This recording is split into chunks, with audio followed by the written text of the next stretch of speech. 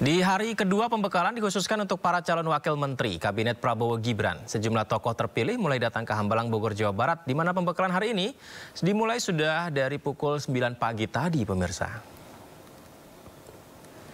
Ya, pembekalan hari kedua ini dikhususkan untuk para calon wakil menteri Kabinet Presiden Prabowo Gibran dan tercatat ada 54 calon wakil menteri dijadwalkan hadir di kediaman Prabowo di Hambalang, Bogor, Jawa Barat.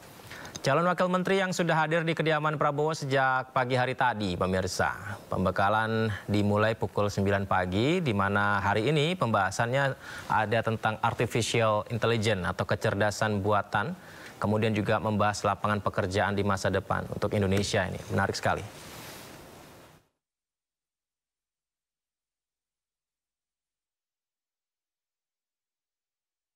Ya itu tadi. Ya, acara dibuka dengan ucapan selamat ulang tahun kepada Bapak Presiden terpilih, dan Presiden secara bergurau menyampaikan bahwa terima kasih semua telah mengingatkan bahwa saya hari ini sudah berusia 73 tahun, kira-kira begitu. Ya. Kenapa Mas Gibran tadi pulang lebih dulu? Saya kurang paham. Ya, surprise ucapan nyanyi selamat ulang tahun. Gitu. Terkait Mas Gibran yang pulang lebih dahulu, kenapa? Tadi ada Mbak Zita tadi ditunjuk sebagai apa sih? Ya, Ibu Zita sebagai insya Allah Wakil Menteri Pariwisata.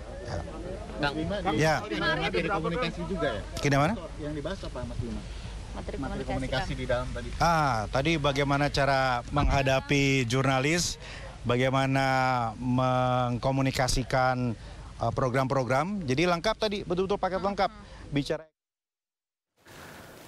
Sejumlah nama calon menteri dan wakil menteri telah menjalani pembekalan di Hambalang.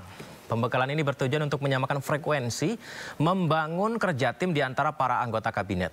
Hal ini dianggap krusial karena para menteri dan wamen nantinya dapat memahami gagasan serta arah kebijakan Presiden terpilih Prabowo Subianto. Beberapa hal yang ditekankan adalah swasembada pangan, penggunaan APBN, pengentasan kemiskinan, serta pencegahan dan penghapusan korupsi. Kita bahas lebih lengkap lagi bersama politikus Partai Golkar Dev Laksono, kemudian Direktur Eksekutif Trias Politik Strategis Agung Baskoro. Saya sapa narasumber saya semuanya. Assalamualaikum, apa kabar semuanya? Waalaikumsalam, Bang Yudi, Bang Dev. Waalaikumsalam. Baik. Semua gimana kabarnya, Mas? Sehat, Agung, sehat, Mas alhamdulillah. Yudi. Semoga sehat semuanya dan terima kasih sudah bergabung di Sindo Prime. Bang Dev, ini kalau kita lihat total ada 108 orang ya Bang Dev yang dipanggil ke Kertanegara dan telah menjalani pembekalan di Hambalang. Ini kalau kita lihat dari Golkar juga banyak nama-nama besar, Erlangga Hartarto, Bahlil Lahadalia, Agus Gumiwang, Dito Aryo Tejo. Sepertinya Presiden terpilih Prabowo Subianto ingin membawa para nama-nama ini mengetahui visi misi ke depan pemerintah agar bisa berkesinambungan. Ya, tentunya agar ini kan kita mau memulai sesuatu dengan kecepatan full ya. Maksudnya kecepatan full itu ya langsung kerja tancap gas lah. Karena apa? Karena kan ini adalah kabinet keberlanjutan untuk menyelesaikan, menyempurnakan dan juga melanjutkan semua yang telah dirintis, dimulai dan dikerjakan selama 10 tahun terakhir di bawah kepemimpinan Presiden Jokowi. Jadi semua yang telah beliau buat, ya, telah beliau kerjakan, agar jangan sampai ada yang terbengkalai, jangan sampai ada yang tidak rampung, akan tapi justru semuanya itu benar-benar selesai dengan sempurna lah untuk kepentingan bangsa dan negara. Begitu.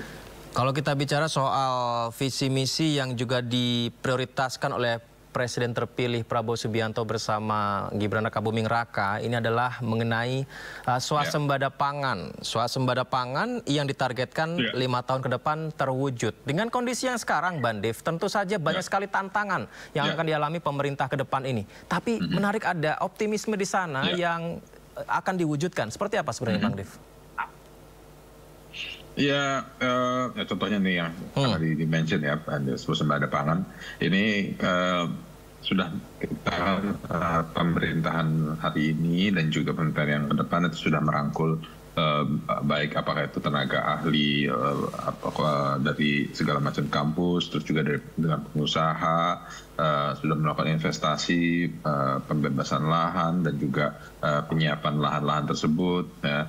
terus juga ini kan harus upstream, downstream ya, mulai dari lahannya itu seperti apa, pembibitannya, tenaga ahlinya yang mengerjakan, investasi akan kebutuhan alat beratnya.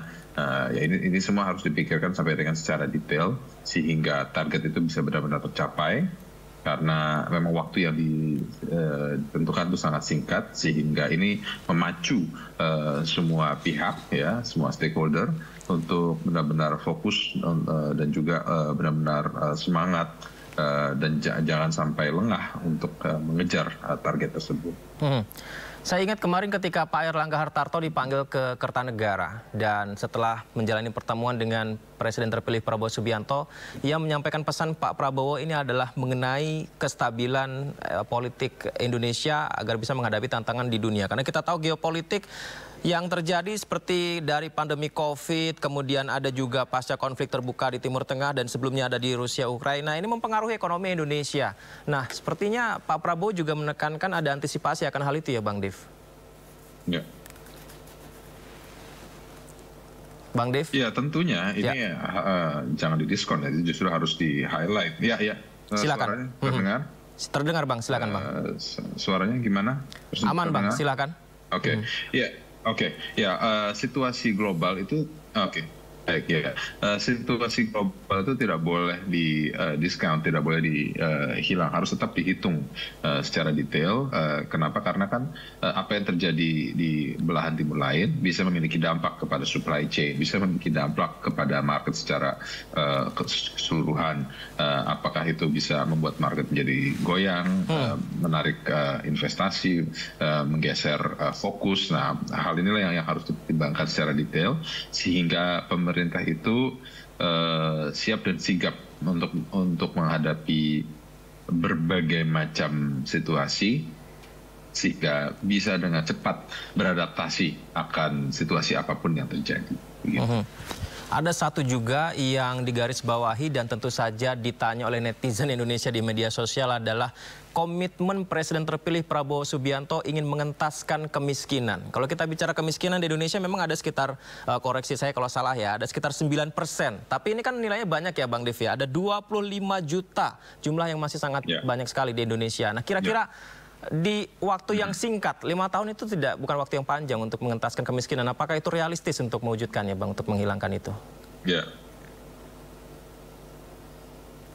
Ya kan jadi gini ya, angka kemiskinan kan juga ada berbagai macam definisi ya. Yang apakah di bawah garis kemiskinan yang hidupnya itu hanya sehari hanya berapa puluh ribu, terus juga ada yang pas di atas. Nah, tapi semua ini kan masyarakat Indonesia. Terlepas status sosial ataupun juga kondisi ekonominya, semuanya itu wajib untuk diperjuangkan dan dikawal dan dipastikan mendapatkan kesempatan yang cukup untuk mendapatkan penghidupan yang layak.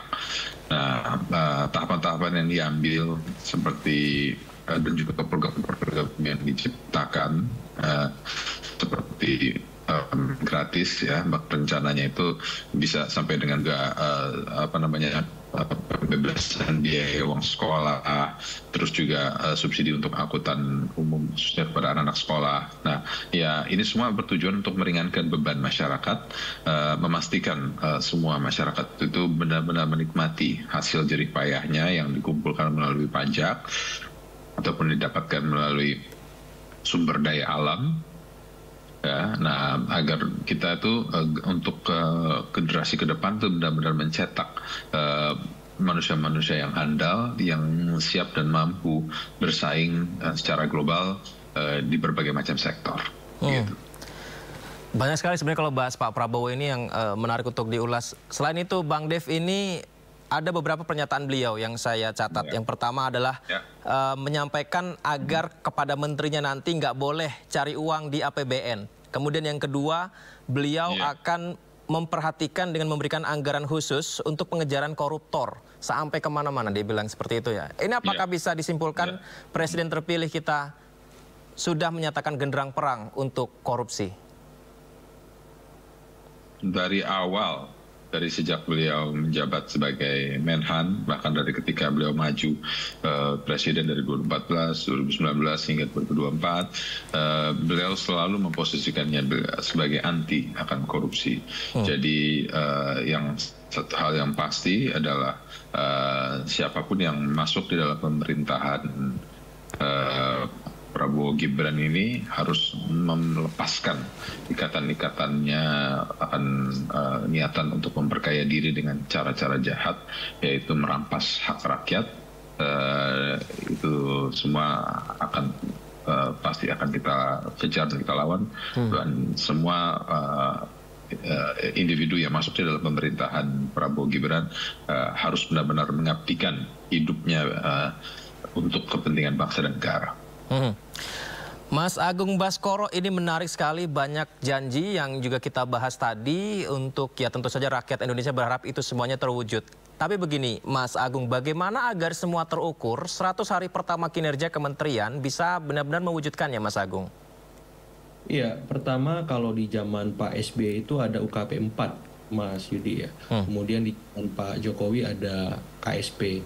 Nah, saya berharap di zaman Pak Prabowo ini ada institusi ataupun unit khusus yang mengevaluasi secara teratur dan terukur setiap capaian-capaian yang dilakukan oleh menteri, bahkan sampai wakil menteri kepala badan, karena mereka ditunjuk masing-masing kan. Sehingga ini membesar ya, kemudian terlihat gemuk seperti itu, sehingga jelas pertanggungjawabannya. Kalau bagus lanjut, kalau enggak reshuffle.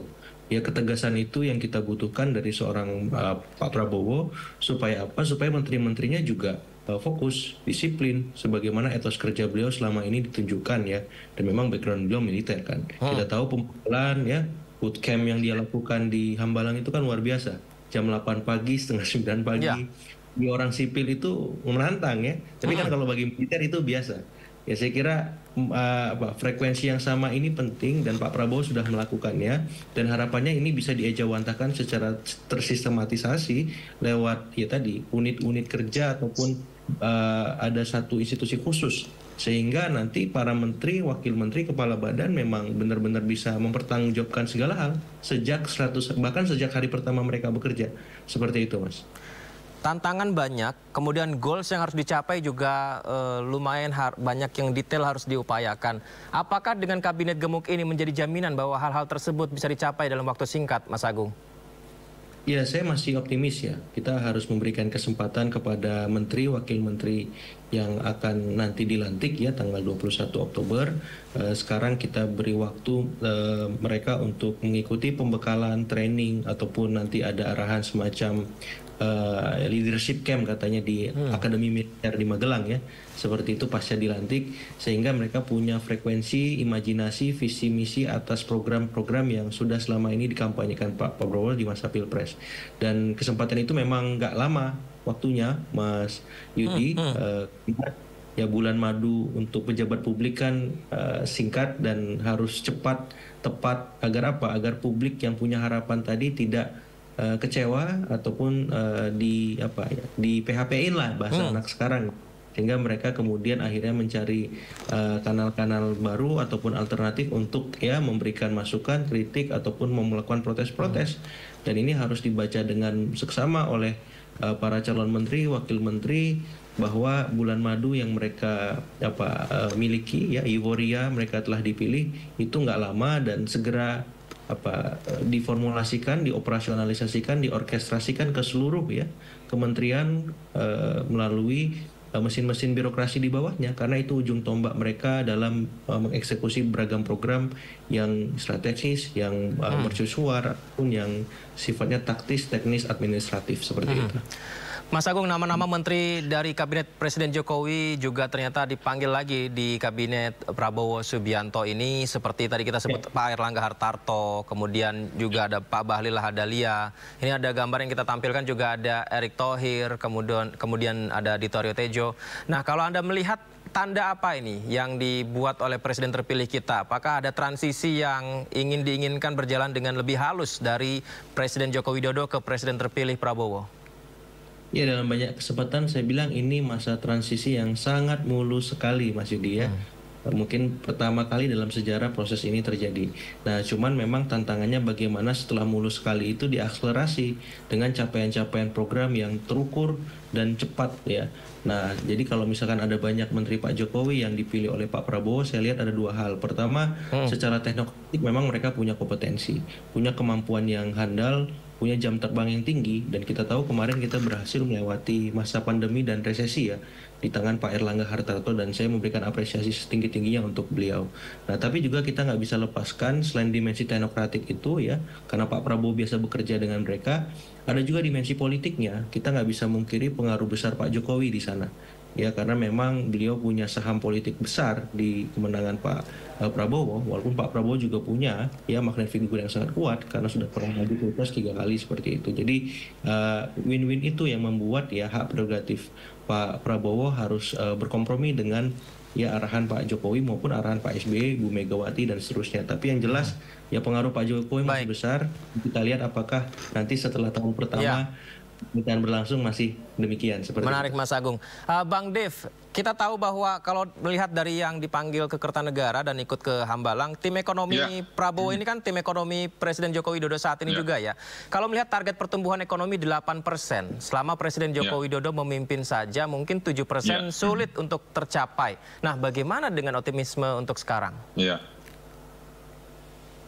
Ya, kan jadi gini, kembali lagi saya tegaskan, ini kan adalah kabinet keberlanjutan. Ya, jadi yang sudah dimulai, diawali di pemerintahan seperti ini, itu adalah fondasinya ini begitu sudah selesai, tinggal membangun ke atas. Nah, membangun ke atasnya ini sudah jelas arahnya, dan juga konsepnya seperti apa yang mesti dikerjakan untuk menarik investor, mendorong pertumbuhan ekonomi, melihat potensi perkembangan kondisi tren global seperti apa ya, makanya itu kita harus benar-benar memperhatikan kondisi global seperti apa, jangan sampai ini sudah kita rilis ini bisa gugur ataupun bisa berantakan. Kenapa? Karena tidak cepat beradaptasi dengan situasi global, karena untuk mengejar target pembangunan hingga sampai dengan 8% itu ya sinergi dari semua sektor, dan itu ya bisa kita yakin itu bisa kita raih selama semua elemen di dalam pemerintahan, baik di eksekutif ataupun di legislatif, seluruh partai-partai pendukung Prabowo Kim Plus ini benar-benar fokus untuk mengejar pembangunan tersebut. Begitu. Menarik sekali ya, kita benar-benar tunggu realisasinya seperti apa. Saya mendengar juga Bang Dev akan menjadi narasumber di program berikutnya. Baik, kami tutup terlebih dahulu dengan Bang Dev. Kami nantikan informasi dari Bang Dev di sana. Sementara untuk Mas Agung, ditahan dulu ya Mas Agungnya. Kita akan lanjutkan dialog ini setelah jeda. Tetap bersama kami. Ya, pemirsa, masih bersama kami di Sindo Prime. Sejumlah pesan dan juga pembahasan diutarakan Presiden terpilih Prabowo Subianto di Hambalang kepada sejumlah nama-nama kabinet yang dipanggil ke Kertanegara. Nah, sebenarnya seperti apa yang diinginkan oleh Presiden terpilih? Kita kembali terhubung bersama narasumber kita, Mas Agung Baskoro. Menarik sekali pembahasan ini, Mas Agung. Kalau kita lihat dari tema yang dibuat pada hari ini, AI, komunikasi, lapangan kerja masa depan, dan anti korupsi ini, Mas. Ini kalau Anda lihat sebenarnya ini adalah menjadi prioritas Presiden terpilih ya, untuk disampaikan bahwa visi misinya ini seperti ini, agar para kabinetnya nanti itu mengetahui benang merah dari presidennya seperti apa.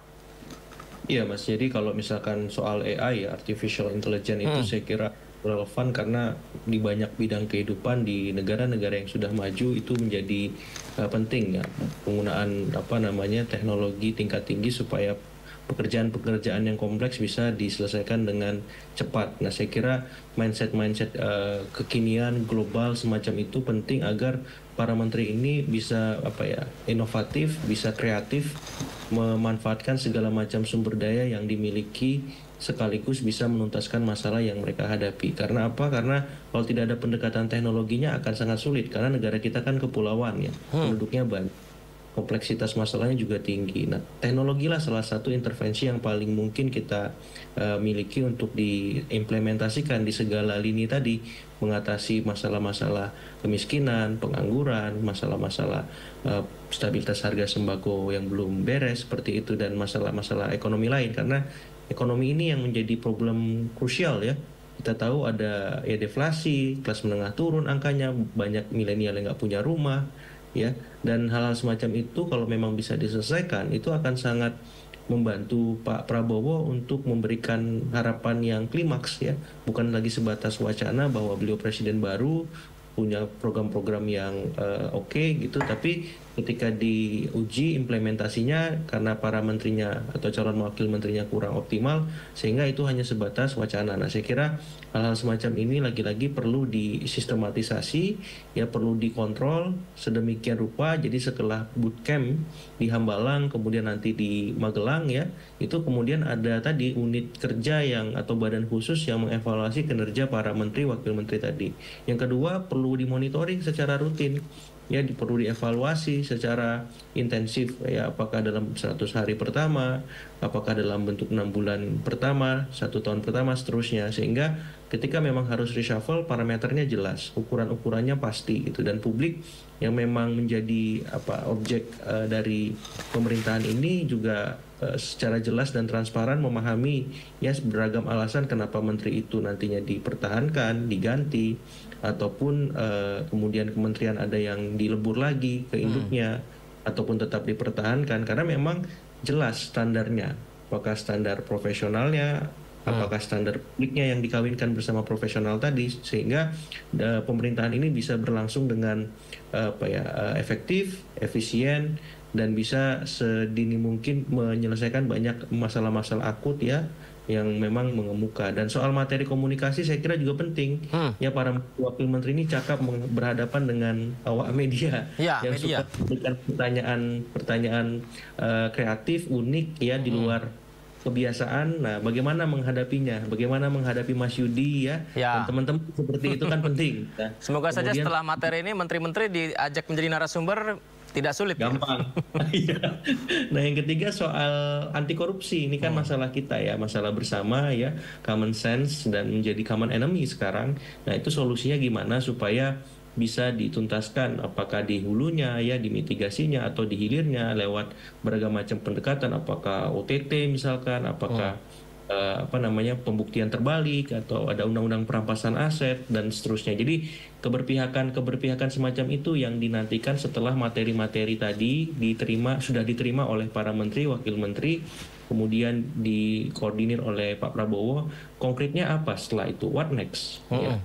Apa yang bisa publik dapati setelah mereka mendapati materi ya, karena itu yang paling penting sebenarnya. Ini sudah bagus sistematikanya ya, rekrutmennya, kemudian trainingnya, kemudian nanti ada pendalaman lagi seperti itu. Sudah bagus sistem ini, dan saya kira sistem ini harus terus dipertahankan setiap periode ya, bahkan tiap tahun evaluasi tahun pertama itu buat lagi begini Mas Yudi, supaya apa, refresh lagi mereka, disiplin lagi, etos kerjanya juga terjaga ya. Jadi tiap tahun dibuat begini, karena kan bisa jadi ada menteri yang baru, tantangan kita juga beda, reshuffle misalnya ya, tantangannya juga berubah.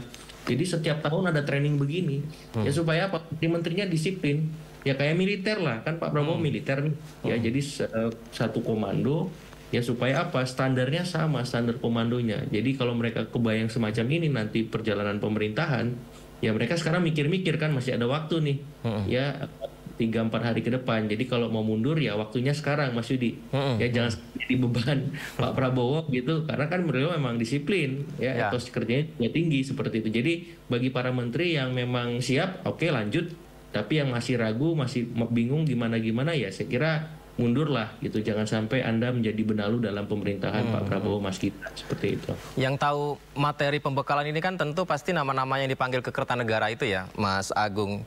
Tapi begini, karena tadi kan ada materi tentang AI. AI ini kan menarik ya, kecerdasan buatan, pemanfaatan teknologi kalau kaitannya dengan usaha agar lebih praktis. Tapi karena materi berikutnya adalah mengenai lapangan pekerjaan, kadang-kadang kalau bicara lapangan pekerjaan ini dengan teknologi terpinggirkan karena sudah lebih instan, lebih cepat dengan adanya AI. Ini kira-kira gimana ya sinkronisasinya ya? Iya, kalau saya dalam beberapa hal sudah menggunakan aktivitas artificial intelligence ya Mas. Misalkan saya mendapat beberapa kandidat di pilkada karena ada hak cipta ya yang memang kita hadapi untuk misalkan membuat jingle, lagu dan macam-macam, kita menggunakan AI untuk membuat lagu sendiri, kalimatnya sendiri, syairnya sendiri dan seterusnya. Ya. Seperti desain-desain juga untuk kampanye APK seperti itu kita memanfaatkan AI. Ya, materi-materi campaign yang lain juga begitu. Nah, saya kira bisa disinergiskan karena kan yang punya tes itu manusianya. AI itu kan hanya mesin, hanya aplikasi, tapi siapa yang menggunakan manusianya? Manusianya ini yang harus paham bagaimana ya supaya AI itu efektif dan tidak memberikan dampak atau ekses-ekses yang tidak perlu.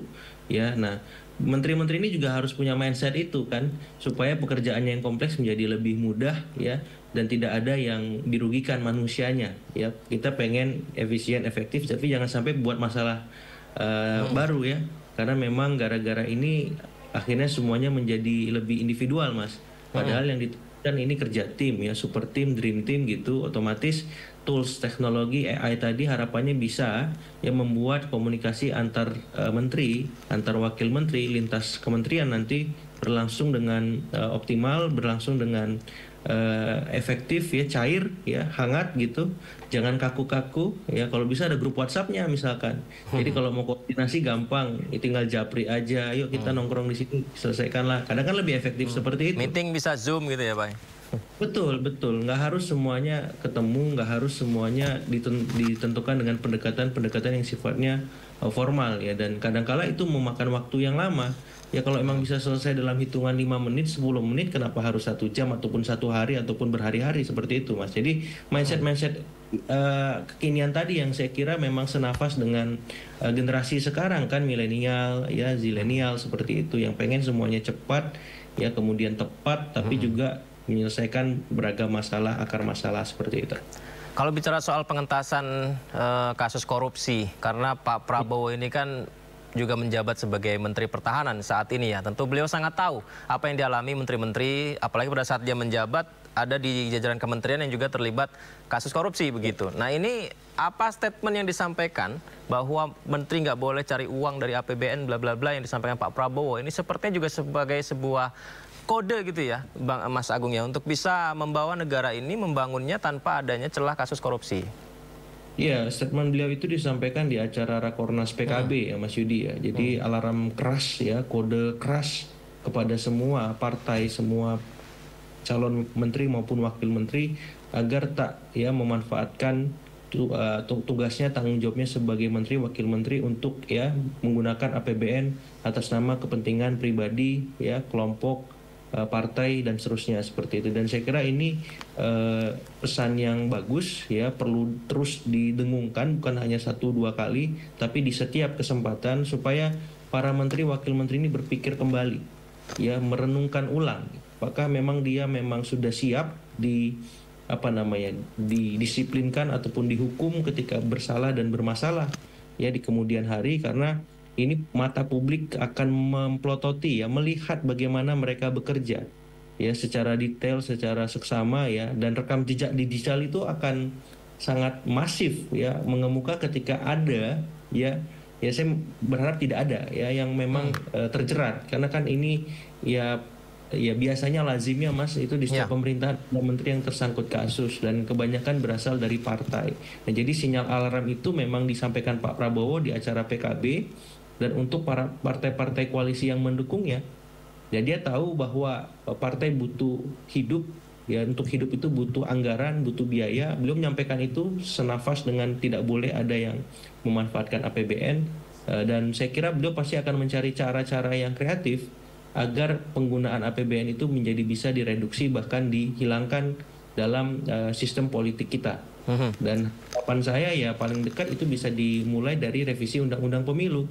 Bagaimana mendesain partai kita, pemilu kita, sistem politik kita agar lebih murah, agar lebih transparan, dan pada ujungnya menghasilkan ya pemimpin-pemimpin yang berkualitas seperti itu.